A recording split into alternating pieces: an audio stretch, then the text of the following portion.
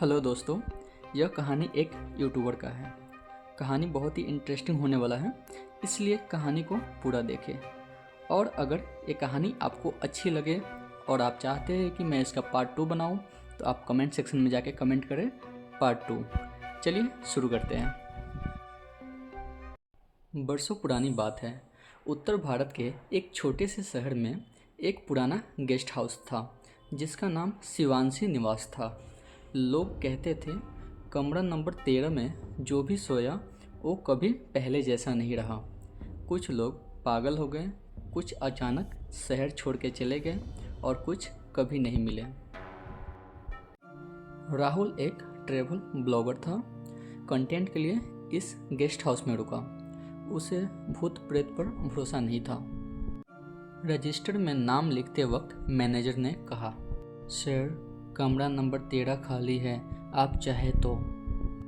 राहुल मुस्कुराया। डरावनी जगह ही तो चाहिए, व्यू जाएंगे। इतना कहते हुए राहुल अपने कमरे में चला गया। रात के 12:13 अचानक राहुल की नींद खुली। कमरे में ठंड असामान्य थी। दीवार पर घड़ी उल्टी चल रही थी। तभी दरवाजे पर दस्तक हुई। राहुल ने दरवाज़ा खोला।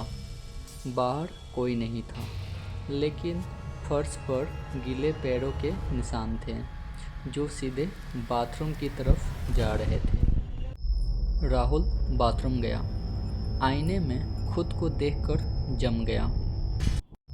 आईने में उसका चेहरा मुस्कुरा रहा था, जबकि राहुल के ओठ नहीं हिले।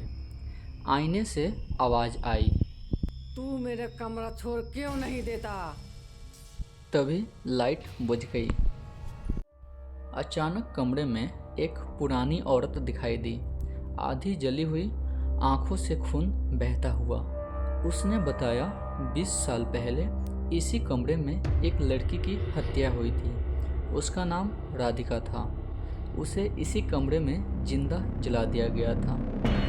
मरते वक्त उसकी आखिरी इच्छा थी कि जो भी इस कमरे में आएगा मेरी कहानी सुनेगा और जो नहीं मानेगा वो यहीं रहेगा। अगले दिन सुबह गेस्ट हाउस का स्टाफ दौड़ते हुए कमरा नंबर 13 पहुंचा। कमरा खाली था, लेकिन दीवार पर खून से लिखा था, अब ये मेरा कमरा नहीं, हमारा है। राहुल कभी नहीं मिला, लेकिन आज भी अगर कोई रात को 12:13 पर उस कमरे के सामने कैमरा ऑन करे तो रिकॉर्डिंग में एक आवाज़ ज़रूर आती है, सब्सक्राइब कर लो, अगला नंबर तुम्हारा हो सकता है।